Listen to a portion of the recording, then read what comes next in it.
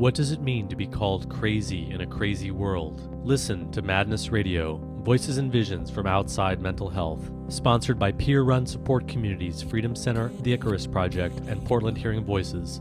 Madness Radio can be heard on FM stations on the Pacifica Radio Network and is online at kboo.fm/madnessradio.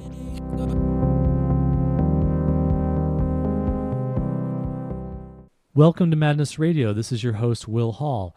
And my guest today is Tomi Gomory. Tomi is Associate Professor at the College of Social Work at Florida State University. He teaches and researches on mental health and homelessness. His recent book is called Mad Science, Psychiatric Coercion, Diagnosis, and Drugs, co-authored with Stuart Kirk and David Cohen. Tomi, I want to welcome you to Madness Radio. Well, it's a pleasure to be here, and thank you for inviting me. I really am inspired by your new book, Mad Science. I recommend people check it out. It's a wealth of information about the history of psychiatry, as well as the sort of the dilemmas that we're in around failed treatments, and especially the role that psychiatry has come to play of being this coercive force, social control force that we're going to be talking about on the show today, and how we could maybe develop some alternatives to that, or at least new ways of thinking about that. But maybe we should start out by just telling us about how you got interested in this field and how you came to have perspectives that are very different than the mainstream of mental health professionals. I happen to be a refugee. As a young boy, I came out of Hungary, which was then under communist control in 1956. And so I came into the States essentially an alien, literally. I couldn't speak the language, so everything was brand new. And of course, I had to begin to learn all about what it was to be an American. My parents went through the Holocaust, so that my family's background in some ways obviously impacted me in terms of my views about power, authority, coercion, and that sort of thing. I had a number of careers before I became a professor, and one of them was in retail business. And at some point, I became very, very uncomfortable with being in that business. I felt somewhat at a loss, and someone suggested that I go and talk to someone, a therapist. If you know anything about Eastern Europe, it wasn't the thing to do. You know, you sort of dealt with your issues like a man. And so it was a little alienating, but what I did is actually get involved in what is now not the most popular, but for me it was a wonderful experience, what was called deep psychoanalytic work. I spent 7 years doing that. Now, was this Freudian psychoanalysis? Yes. This was like multiple sessions a week and lots of free association. And it wasn't a formal, I wasn't on a couch, but yes, it was deep in the sense that it was multiple sessions per week. It was a exploration of my past and my experiences. I wouldn't say that it was, completely traditional, but it was a wonderfully powerful experience for me. What I came to realize, which is where I am currently, is I don't like the term therapy. Again, it's a medical phrase. What I like better is education. My 7 years were the best education I ever received about myself. And I think that idea of education removes a lot of the magic PR, whatever it is, and the medical expectations. And it makes it easier for a person to engage, I think, seeing it as an educational process rather than something's wrong with me, and as a consequence, I need to do this. But anyway, so that kind of, and that process led me to sell my business and go back to get a master's in social work, because I said, gee, I want to do this. There was a course of psychopathology. I went to NYU for my master's degree as well.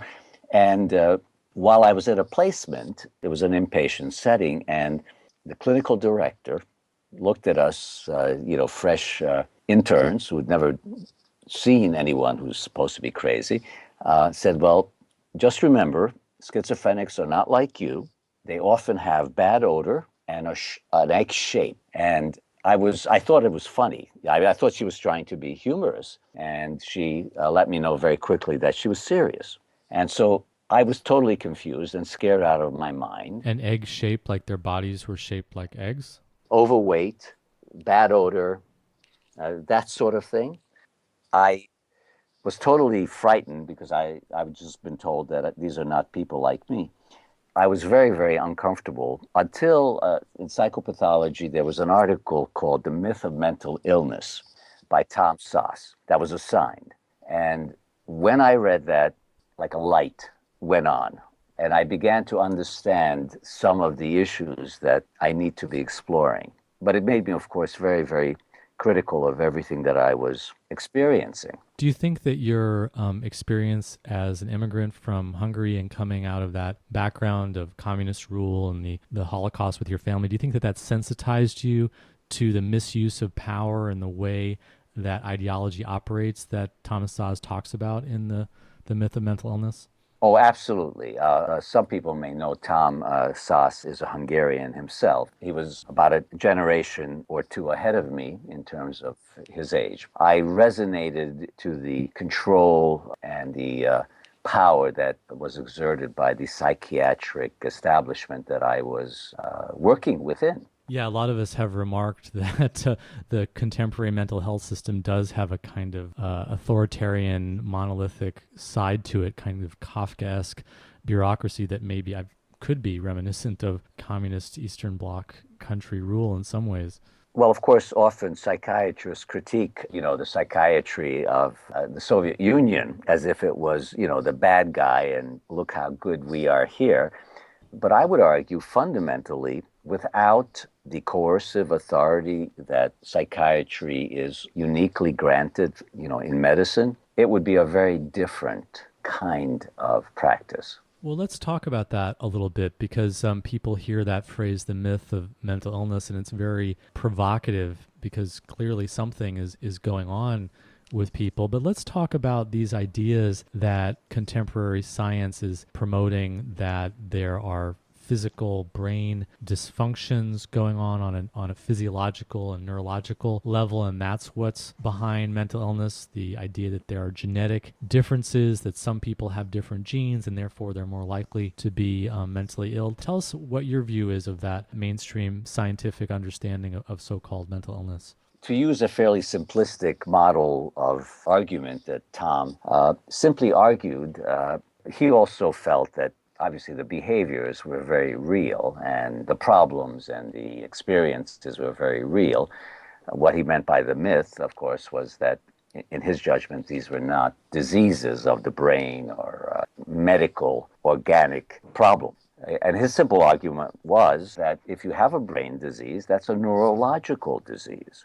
That's a very clear area of medicine that has its own separate field of practice. And of course, the best example was what used to be called general paralysis of the insane, which was the mental disorder label. And then when they found out that it was neurosyphilis caused by a particular little germ, then it became a neurological disorder easily treated by penicillin, for example. And there's a long history of this. This is nothing that's not acknowledged in the field. The original asylums mixed in all kinds of different people, some who had dementia or had syphilis or infections of the brain or had developmental disorders, all of which would now be kind of separated out into different realms of medical category. And that was something that was done to me when I was in psychiatric hospitalization, is that they did a lot of tests that were ruling out that there was something organic, that I had a brain injury or I had some kind of something going on that was physical and identifiable,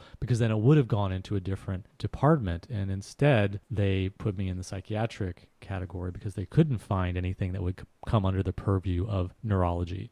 Let's remember that, as you suggest, in the original insane asylums, there were all sorts of people. Not necessarily in terms of health issues, but, there were criminals, there were elderly folks who had no place, no one wanted to take care of them.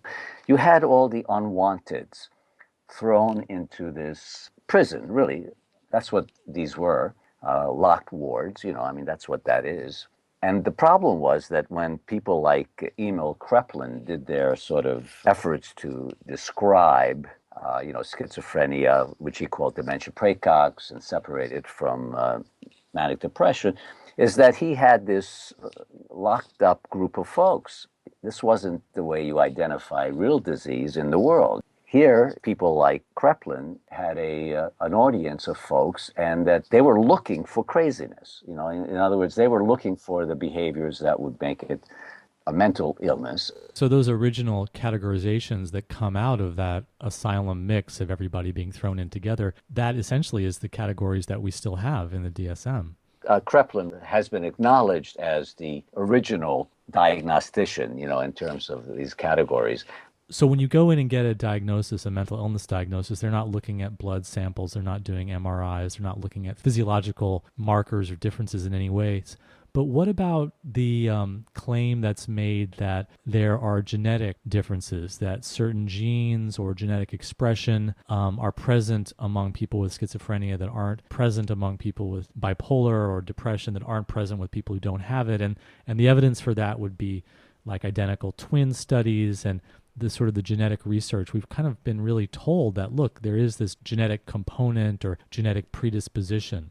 Just because you have folks who share genes, for example, identical twins versus fraternal twins versus cousins and that sort of thing, the explanation is at least as valid that it is the environment in which the folks have grown up that is the causal explanation. In other words, identical twins are treated much, much more the same way than fraternal twins, for example. And siblings who are, some years apart, even more dramatically different. What about the studies that claim when identical twins are separated at birth? I think that actually in those studies there actually are a lot of common environmental factors that aren't acknowledged in the studies, because really the researchers are on kind of a quest to demonstrate this genetic causality. And some of that research does go back to the eugenics era, when there was a very strong racist and bigotry element in the science itself because of the eugenics movement.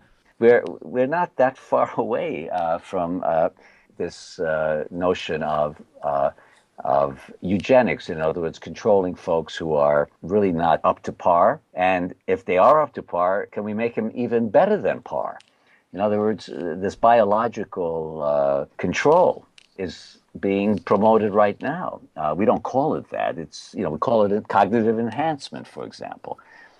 Science, some months ago, came out with an article arguing that Ritalin may be the new drug of choice for normal folks who want cognitive enhancement. Now, this is the drug that was purported to be necessary for ADHD correction. Well, let's talk a little bit about medications then, because if we're setting aside the belief that mental illnesses are biological and genetic and caused by an abnormal physiology or brain chemistry, then what happens to our theory about and use of medications as treatments? I think what's important that I would like to make sure is clear is that we have no replicated studies that demonstrate physiological genetic issues targeting any particular mental disorder. We don't have any physiological markers for any mental disorder, zero. And we've been doing this research, even if we just count the DSM era, from the 1980s. We are always being told by psychiatric science that it's around the corner. But we don't have anything, not a single mental disorder with a lesion. Sometimes some psychiatrists, I think, in a manipulative way, claim that, well, the only mental disorders that might have lesions are dementias, but this is not right. Those are neurological disorders. And now we have linked neurology to psychiatry by people style themselves as neuropsychiatrists. So by the play of language, rather than science, we are being deceptive how we are dealing with individuals who are trying to understand these issues. Yeah, if you look closely at the media articles that come out and the scientific breakthrough studies that are published, what they tend to show is correlations or studies that haven't been reproduced yet, or conjecture, or the possibility this suggests some role. Further study is needed, and it's really a sense that the belief comes before the evidence, that there's a belief that it, like you said, it's right around the corner. We're going to track this down. We're going to find it if we just keep researching. And that's actually not good science. If you've gone in one avenue and you haven't come up with solid evidence, you need to start exploring other avenues. That is an enormous problem. Now, in terms of drugs, we call them medication. When we want to think positively of them, we call them drugs, I suppose, if we don't want to be so. But these are just psychoactive chemicals. And I would argue that there are only two types of psychiatric psychoactive chemicals, uppers and downers. The antidepressants and Ritalin, which is an upper or a speed, similar action as cocaine, for example. As I understand it, Ritalin, I don't know if it still is, but it used to be the leading black market drug for some of the Ivy League schools for studying. Adderall, I think, may have passed that distinction, but I come from the 60s drug generation where, there was a different view about the use of drugs, and people routinely took speed in order to study, in order to lose weight, in order to, be able to stay up and talk. And so it's not mysterious to anyone who's looked at the research to find that, according to the feds, they've studied Ritalin in normal kids as well as in so-called ADHD diagnosed kids, and the outcomes are identical. The behavioral changes are identical. In other words, it's not ADHD specific. It's, anyone taking these drugs will have very similar behavioral responses. I think that's important to note because as psychoactive substances, they will affect everybody. It's not just the presence of a disease, that the presence of psychosis means that the drug is going to have an effect on you. No, these will have stimulating or sedating effects for anybody that takes them. In fact, some of the same medications that are used in psychiatric contexts are also used in veterinary medicine for calming down animals. So none of this is really to be necessarily anti-medication or anti-drug. It's just to say, look, we have to be much more honest about, what the drugs are and what they're doing and how they can be useful. And then people sometimes say, well,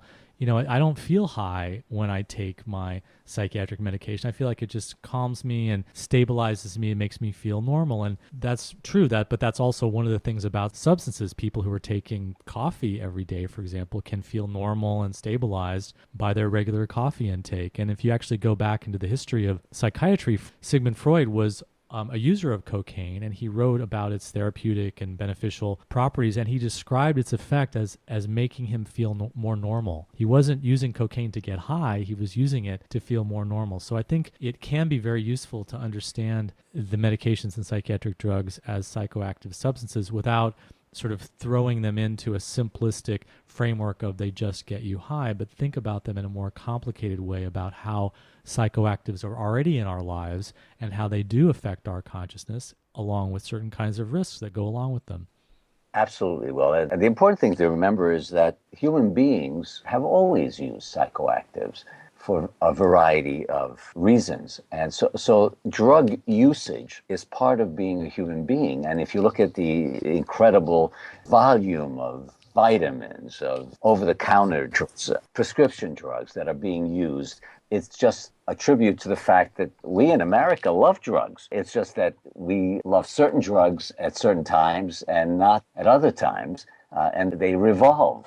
All the drugs that are illegal at one point were highly effective medications, and now they're coming back, medical marijuana, now legal marijuana. So I'm not against drugs at all. The problem in terms of psychiatric drugs is that the adverse effects, which are mislabeled side effects to suggest that they're not as bad as they may be, adverse effects are not honestly disclosed by most psychiatrists, even though they're black labeled, meaning that they are the heaviest warnings about potential problems that the FDA can put on, for example, antidepressants.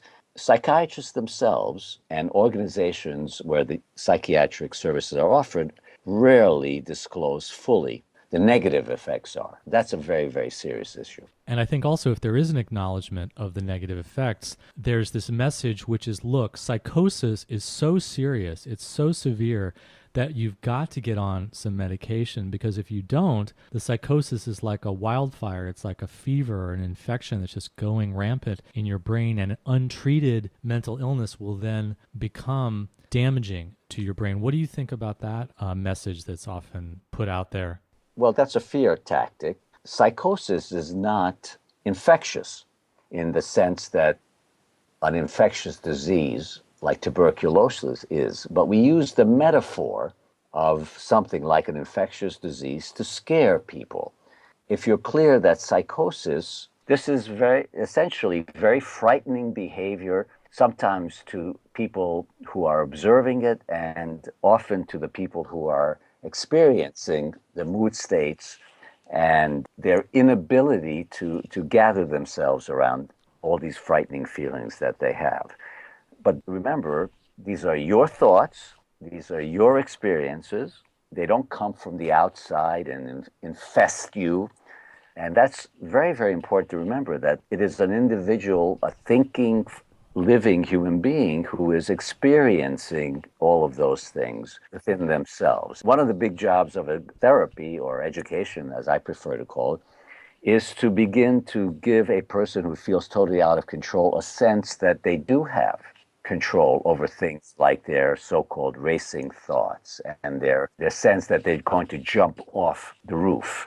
So those are very important things to begin to work on. I think that's a really good point. This is something that comes up a lot in my own work with people, that really what I'm dealing with is isolation and powerlessness. And it's about making a connection, and it's about getting the person into a place where they feel like they have some control in their lives. And if there is anything to the idea that untreated psychosis is harmful, it's just from the basic reality that when people don't get help, it makes things worse. Suffering that isn't responded to can make things worse. But there isn't infection or some disease process that's going on in your brain that somehow medications or antipsychotics is going to protect you from. That's just not how medications work, and it's not consistent with anything that's been discovered about research into mental disorders and mental illness. This medical model concept is used for other things, like, the cycle of violence. These are all seen as spreadable diseases. And the public health model, which of course came from having infectious diseases, at the turn of the 20th century, and where that model worked very well. It's being applied to a lot of the social work is one of those professions that takes the public health model very, very seriously. I think it's a misapplication of a once useful model for some entirely different set of social problems. And I think this metaphor is so powerful, and the medical profession is so impacting, that it's uncritically assumed to be useful beyond its very limited field. You mentioned before the Szasz's book, The Myth of Mental Illness, and it's important that we point out that the myth part isn't that something is going on. Clearly something is going on. The myth part is the scientific medicalization and investment into the power of psychiatry, some sense of understanding of why that's going on. But there is something going on. And you use the word that I think is very interesting in the book, which is misbehavior.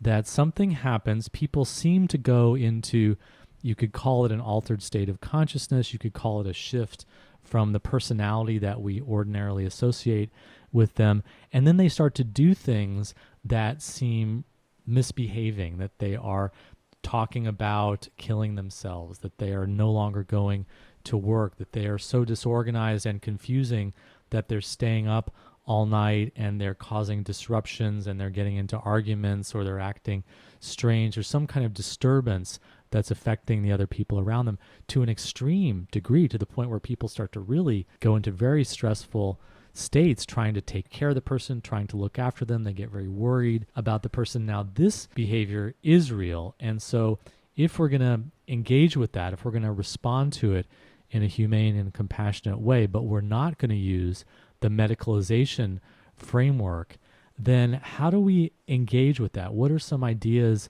for how to respond to that, because so quickly we reach for coercion, that we say, okay, the psychiatrists are sort of playing the alternate police role. We don't want so-and-so to just wander the streets because we need to get some sleep and we need to kick them out of our house and they're going to cause trouble by wandering into somebody else's house, or we want to actually get them under the control of somebody who's going to take care of them. And so we bring in the ER, we bring in the psychiatrist, we get them into the whole mental health medical framework.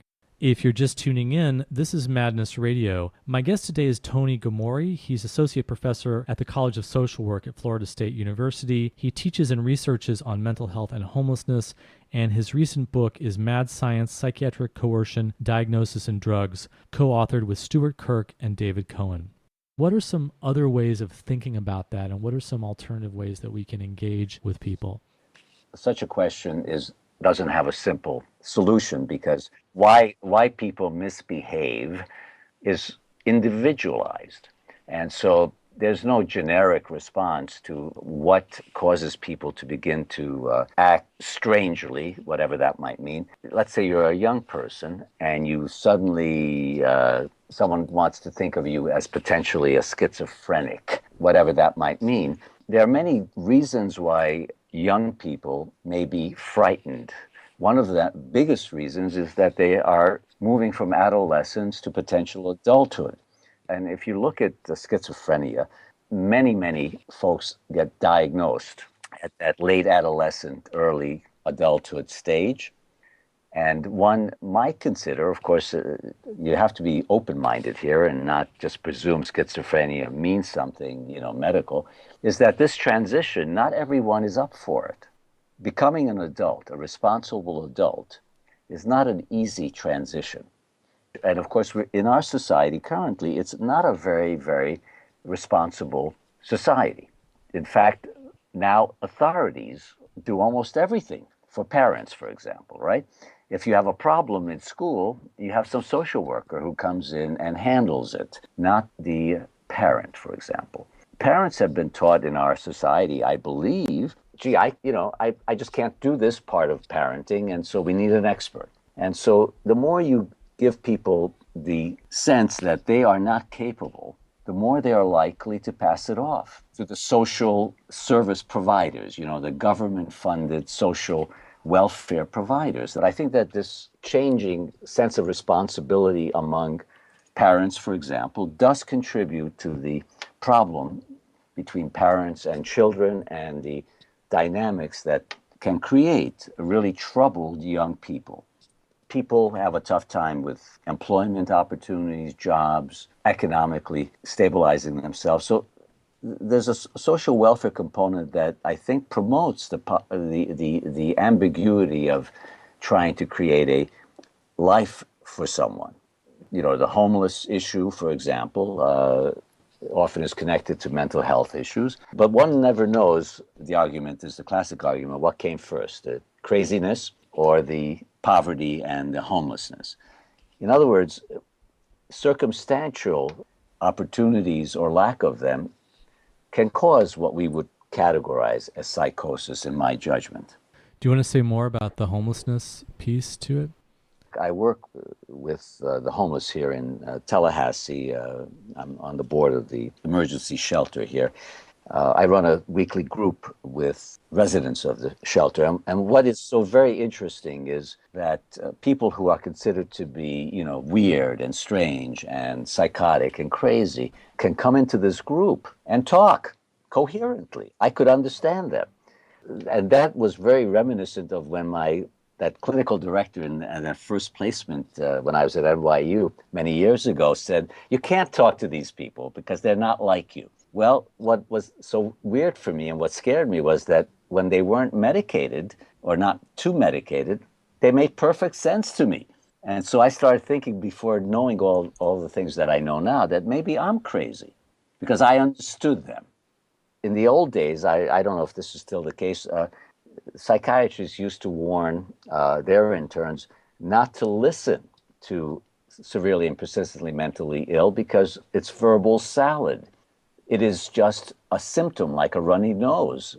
Their words don't mean anything.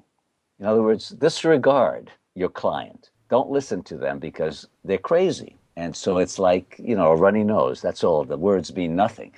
And of course, that's exactly the opposite of what I think is essential. Absolutely. Anybody who's in any kind of distress, the isolation is so much a part of it, and making a connection. And the way you make a connection with people is feeling listened to and understood. And so not only is that the opposite of what we should be doing, but it actually creates craziness because it instructs the experts to treat the person as if they have nothing to say. And if you encounter people that are responding to you that you have nothing meaningful to say, that's going to start to affect you dramatically. You will start to doubt yourself. You will become more and more isolated. And so the relationship gets created as a crazy making relationship by this attitude that, this stuff the person is talking about is just a symptom of a broken brain, or it's just part of their mental illness, and you shouldn't indulge it or exacerbate it or make it worse by actually paying attention to it. In terms of the Diagnostic and Statistical Manual of Mental Disorders, which is the way we identify the people that we think are mentally ill, that manual, if unscientific, would mean that we are using invalid categorical labels for what I would best call problems, perhaps severe problems in living. And the fact happens to be that they are unreliable and invalid, as admitted to not by, an arch critic like Gomory, but by the head of the National Institute of Mental Health, Dr. Insel. Just before the DSM-5 came out in May, on his blog, his NIMH blog, admitted that they will no longer be using the DSM categories to pursue their research.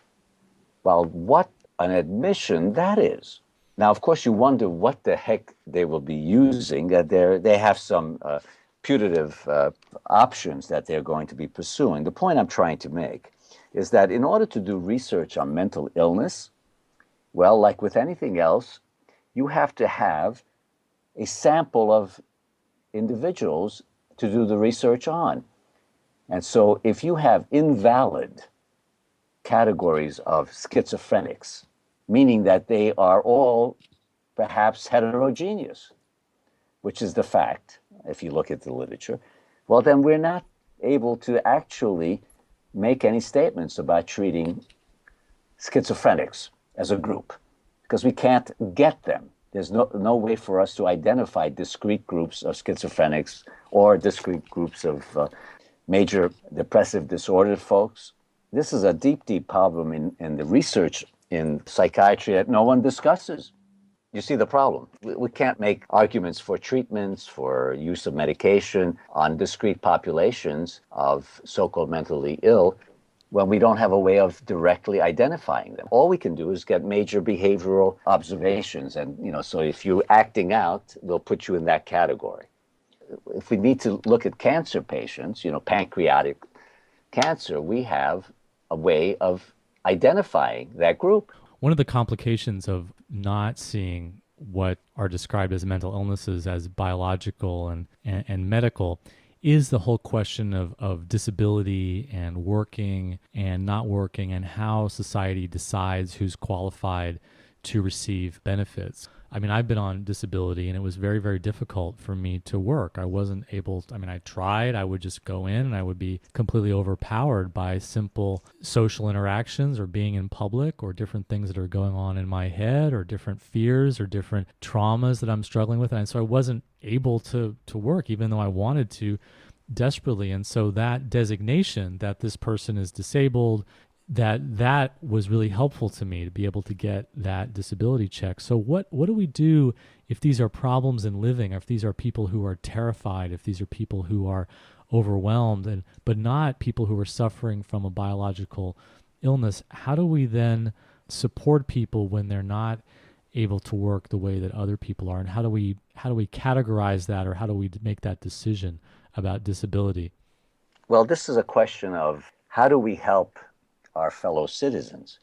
Homeless people are not all crazy and diagnosed and receive, subsidized housing. So I don't see this as a major problem. If our society deems that certain troubling experiences of people are validly to be supported by the society, we have enough money to do that. I object to this healthcare way of getting folks to get money. I think it's disingenuous, dishonest, and unscientific. And so I don't know if I have a good answer, but I don't think it's a medical solution. But I think that it would be okay to allow people to have some minimal support. I think this is a really good point because if we start thinking about it in terms of, well, people are in trouble and they need help, and then we give it to them. Poverty, homelessness, people who are domestic violence survivors, people who are immigrants, and we provide help and support without medicalizing them, without diagnosing them.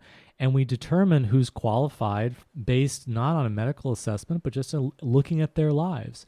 And so I think that, we can do that for all the people who are suffering the way that I have been and wasn't able to work. And maybe it's a trauma framework or whatever kind of framework you want to use. I was suffering and needed help. And will there be fraud? Will there be people scamming the system?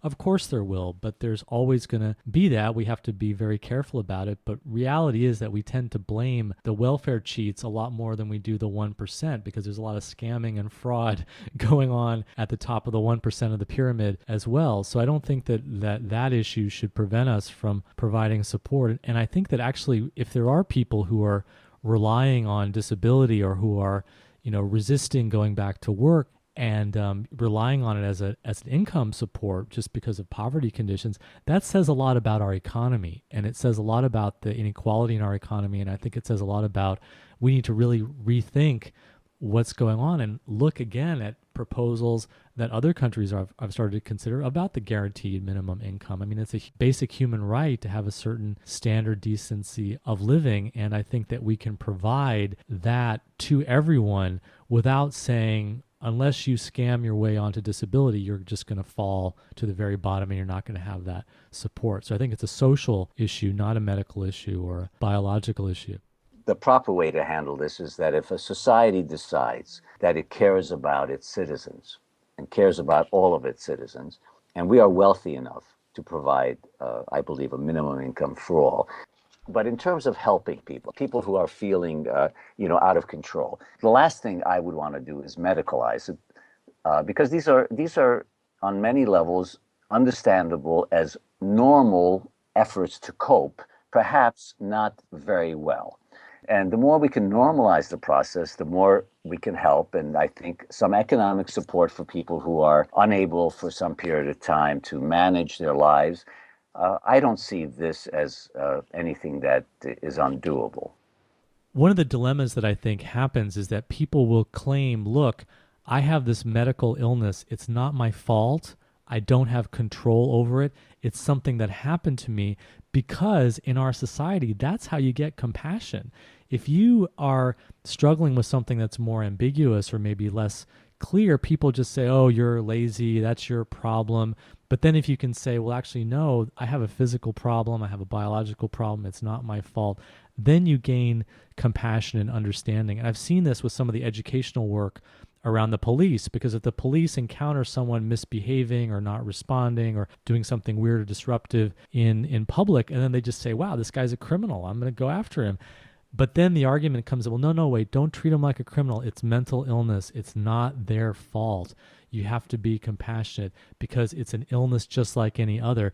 And then, sadly, that is what motivates the change of perspective to be more understanding. Oh, this isn't your fault. It's an illness. It's just you just are suffering from this thing that's not under your control. Therefore, now we're going to extend you compassion. But the question to me is, why can't we just extend compassion to everyone to begin with? Why do we need that frame of mind that I think Americans often get into, of blaming people and saying that you have to pull yourself up by your bootstraps. You are your own worst enemy. You are the problem inside of yourself. We have a very judgmental culture, and then we've brought in this medical thing as a way of leveraging against that harshness and that meanness that I think we wouldn't give people compassion otherwise.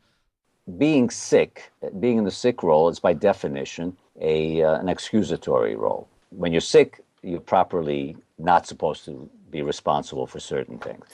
By making it a comprehensive way to look at madness, that it's a medical problem, you have created this opportunity both for excusatory behavior and manipulative behavior. And that complicates everything.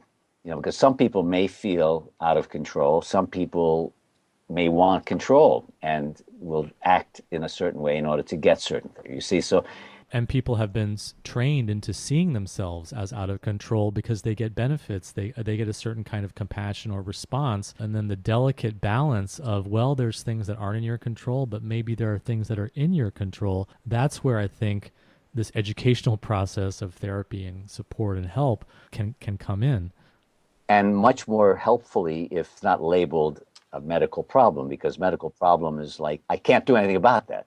Tomi, one of the dilemmas that comes into this discussion is the issue of suicide and suicidal feelings. If someone is talking and behaving in a way that people get worried about them committing suicide, then that's when a medicalization comes in. You have the symptom of a disease or disorder. Your brain is trying to kill you. I hear people say this. And then that's when the coercion comes in, and it's done in the name of protecting the person. Well, we really need to put you in a safe place.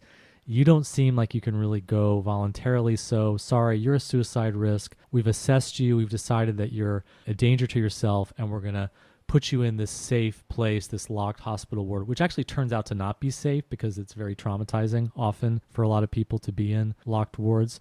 But this, I think, is the dilemma that I think we're dealing with. What are your thoughts about that? The research is clear. We cannot predict when a person will kill themselves or if they will kill themselves, even if they are at the so-called highest risk group, if they're in that highest risk group. So that's the reality. In other words, locking someone up, although you'll hear these anecdotal stories, and I've had discussions with people who say, well, I saved someone's life. Well, my only response is, but show me one study that has demonstrated that any group of individuals has been saved from suicide as a result of the involuntary hospitalization. As far as we have data, that is not possible. There's another issue.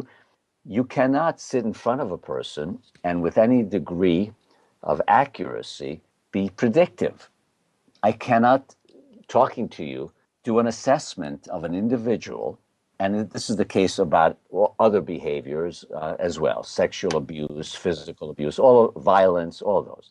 There's no accurate way to predict that. So individual assessments are not scientifically valid, although we use them for bureaucratic and administrative reasons. But I think these things should be reconsidered because they do not really do what they're supposed to. So what is your sense of the culture of suicide risk assessment and involuntarily hospitalizing people among professionals? Human beings would like to think that tomorrow is going to be the same as today. I will be safe. I won't have anything happen to me that is unexpected. I want stability. And so that's, I think, our psychological need. The reality, unfortunately, is that the world is very, very unstable, unpredictable. So this is a tough thing for human beings to get themselves around. The idea of self-murder is related to, especially in America, an enormous inability to deal with death and aging.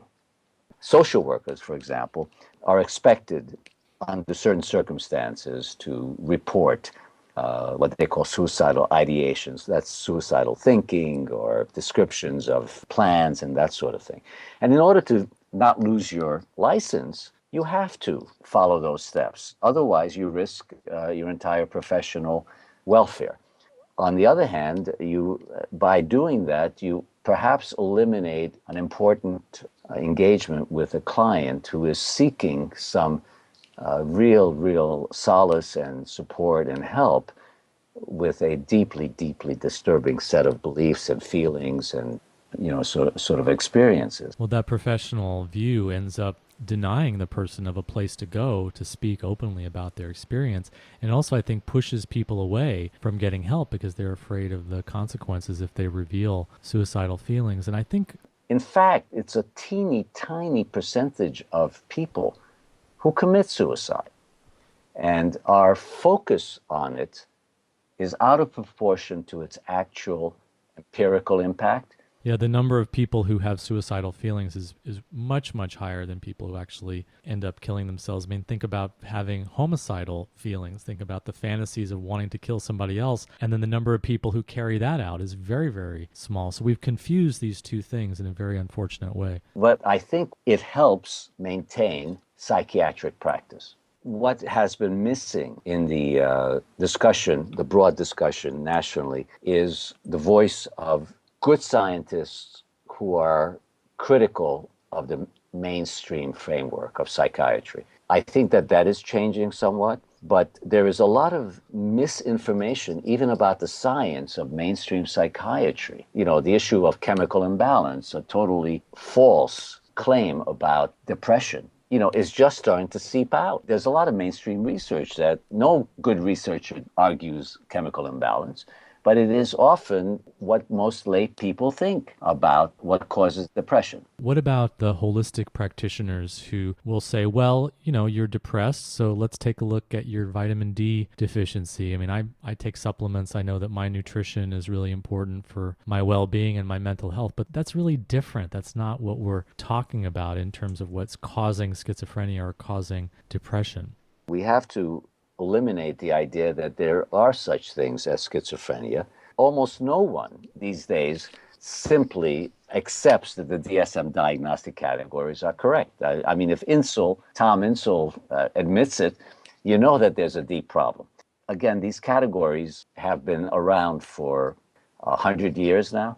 So that is, of course, something that is culturally going to be an effort to change. But we have to change the discussion about troubling behavior, problematic behavior, use that language. How we talk about issues influences how we think about them. We have a ways to go.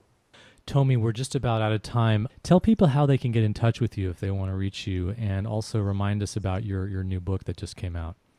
Much of what I've discussed is in this book that my colleagues and I wrote this year, published this year by Transaction Publishers. It's called Mad Science, Psychiatric Coercion, Diagnosis, and Drugs. If you would like to get in touch with me at the College of Social Work at Florida State University, my email is T like in Thomas, Gomory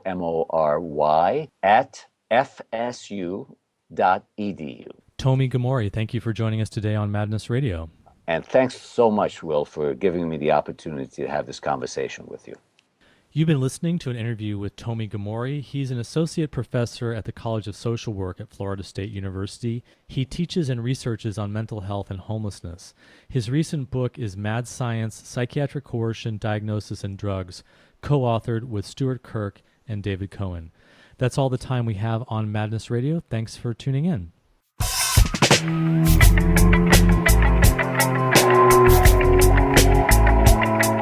You've been listening to Madness Radio, Voices and Visions from Outside Mental Health, co-sponsored by the Icarus Project, Portland Hearing Voices, and Freedom Center. Madness Radio is hosted by Will Hall, and producer is Leah Harris. Madness Radio is based at KBOO in Oregon and can be heard on FM stations on the Pacifica Radio Network. Contact us at radio@madnessradio.net.